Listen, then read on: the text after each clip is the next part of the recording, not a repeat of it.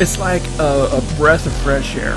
When that logo came up, we all knew we were in for something special in the 80s. Canon Films brought us some of the best of 80s action, filled with high-octane, unapologetic ultra-violence, over-the-top action with a larger-than-life hero that shoots first and asks questions later, where rules were made to be broken and every explosion felt like giving a big middle finger to the man and political correctness. And no movie did this better than in 1986 with the nonsensical, action-packed, testosterone-fueled, over-the-top movie Cobra. Starring Sylvester Stallone, who was a man's man, wearing Avatar sunglasses, chewing on a matchstick instead of a toothpick because he lives life on the razor's edge. He cuts pizza with scissors, chugs a Coors in the middle of a shootout, and straight up murders bad guys, mowing them down with mini machine guns, explosives, setting them on fire, or hanging them on a hook. All done with a smirk and a wink while saving the day. It was the height of the 80s MTV music videos that was felt everywhere, and the movies reflected that in that time with their heavy stylized cinematography, and in a world where movies are CG filled, our heroes now stand in front of green screens, and studios are too afraid that they might offend someone. It was so refreshing looking back on movies like this that were shot on location. And if you wanted to shoot a house on fire, you would set the house on fire. If you wanted to set a man on fire inside of a steel refinery, you set the man on fire in a steel refinery. They weren't afraid to go there. All done with those cheesy one-liners that we all still quote down to today. And even though these types of movies just can't really be made today, I honestly don't think they'll work in 2025. We do have boutique labels like Arrow Video that are keeping these 80s action movies alive and some of the best of Canon Films alive. And in 2019, Cobra did come out on 2K Blu-ray from Shout Factory, sourced from an Interpositive. And honestly,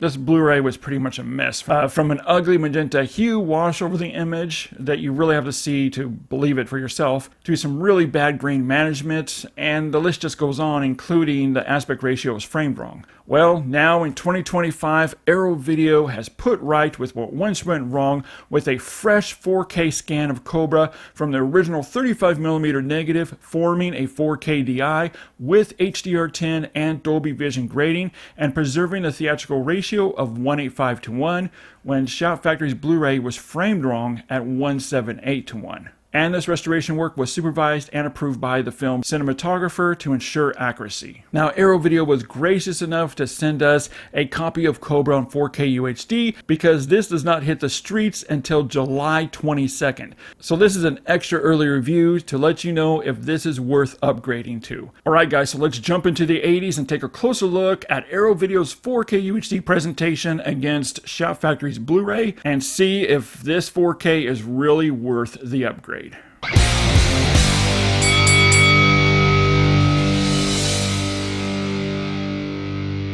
Now, the biggest area of improvement with this 4K and the film itself is just the color timing. The Shout Factory Blu-ray carried this really ugly looking magenta hue wash over the image that really affected the white levels from walls, backgrounds, and also ruined the beautiful Californian sunsets that really looked overly hot because of this magenta hue. But worse yet, it severely ruined skin tones, giving this palish, rosy color to him. You can definitely see this with Stallone, where he's supposed to have a sun-baked skin tone that instead looks palish, and this magenta hue also affected fire and explosions. And as you've been seeing with these images, the 4K color timing and the HDR10 Dolby Vision grading has corrected all of this, and without this magenta hue wash over it, colors now really flourish. They really come to life, exuding more variations of shades and tones and much more nuances within the color ranges, giving us some really nice rich poppy colors of the 80s, and the enhanced saturation is never pushed too hot or looking artificially done.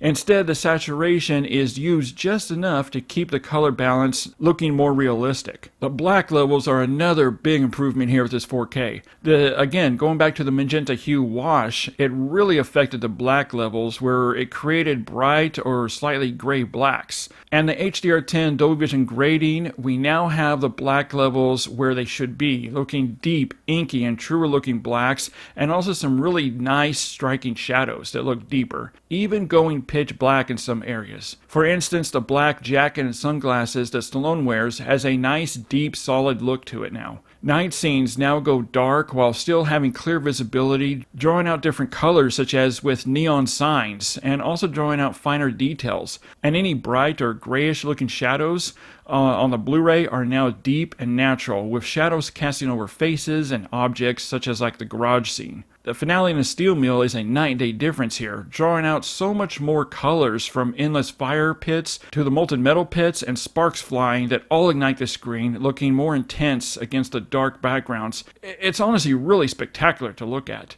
And all of this really gives Cobra a much truer cinematic experience than I've ever seen it before on home video. Now, a major reference point with this 4K is just the vast improvements with the image quality. The Blu-ray was very lackluster and flat looking, pretty much lifeless. The 4K scan has really cleaned up the image now very nicely while also retaining all inherited imperfections and artifacts intact. And this also helps of how cinematographer Rick White shot the film, using different diffused lighting and soft focus lenses to create a very specific look for Cobra with that slight haziness to it and also a heavy stylized look, drawing from the 1980s MTV music video style. And no home video release has ever really showed this appropriately. The 4K scan and HDR10 Dolby Vision grading has faithfully preserved this look to the full, and any softness is just inherited from the source material and not a problem with this transfer. The grain structure is intact here and much better resolved and tighter looking than the Blu-ray. The Blu-ray has some really inconsistent grain structure from some heavy DNR scrubbing, and also I noticed some thick globby grain in areas, especially in the darker scenes. Now, thanks to the 4K scan, Cobra has a very nice, natural looking 35mm filmic appearance. Alright guys, now we're going to dive into the audio presentation of this 4K, and it does include 3 audio tracks. It includes a DTS stereo mix, a DTS 4.0 mix, and a remastered 5.1 mix.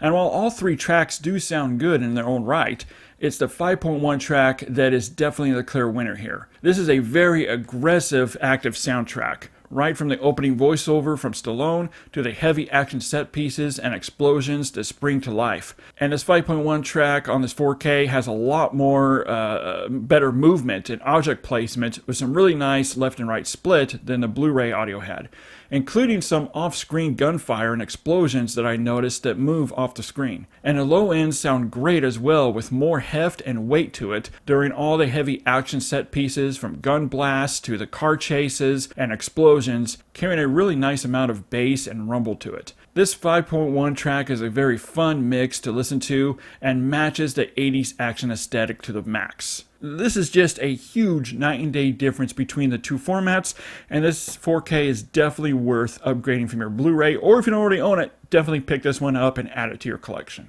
But now head over to the comment section and let me know your thoughts here when you look at the differences here between Shout Factory's previous Blu-ray release and Arrow Video's 4K release. Which do you like better? Head over to the comment section and let me know. As always guys, thanks so much for hanging out with me for a few minutes here as we dive into Cobra on 4K UHD and comparing it to whatever this thing is. And I want to give a huge shout out to Arrow Video for sending me a copy of this on 4K so I'm able to review it for you guys and compare it to the Blu-ray. As always, keep physical media alive, and we'll see you next time with our 4K versus Blu-ray comparison. Twin Flicks presents 4K versus Blu-ray comparisons.